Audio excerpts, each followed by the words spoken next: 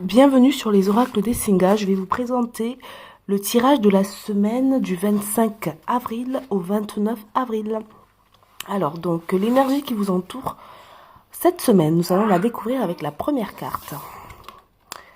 Il s'agit du 7 de coupe. Cette carte vous demande d'utiliser votre imagination à bon escient et de reconnaître toute illusion par laquelle vous vous laissez piéger. Attention, de ne pas vous laisser distraire en fait. Et aussi attention à tout ce qui vous empêche de faire le nécessaire, de faire quelque chose d'important dans la vie réelle.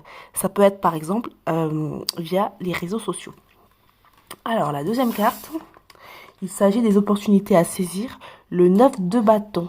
Donc c'est comme un message de l'univers, c'est un message que l'univers pourrait vous envoyer, un message d'encouragement.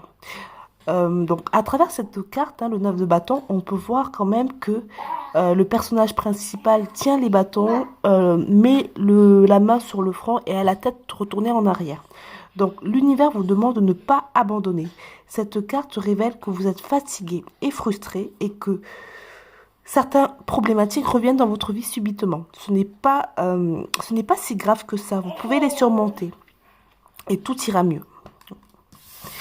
Alors, pour la troisième carte, il s'agit d'un obstacle à surmonter. Donc, nous avons le 3 de bâton.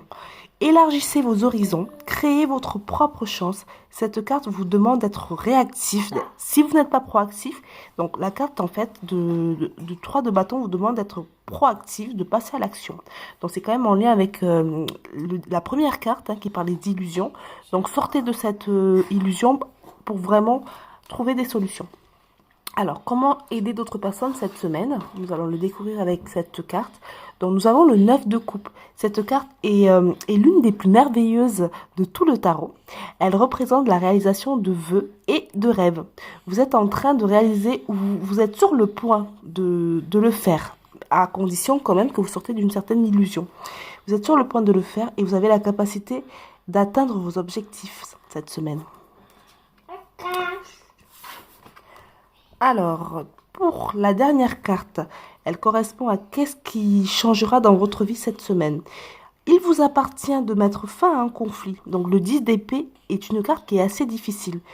Il fait irruption dans votre vie pour vous obliger de vous débarrasser de tous les délires, de toutes les illusions. Donc, on retrouve quand même la première carte que vous avez entretenue. Donc, le conseil de cette carte serait quand même que vous reconnaissez votre part de responsabilité, que vous avez quand même un rôle que vous avez joué dans une illusion, dans un conflit, dans une situation assez particulière.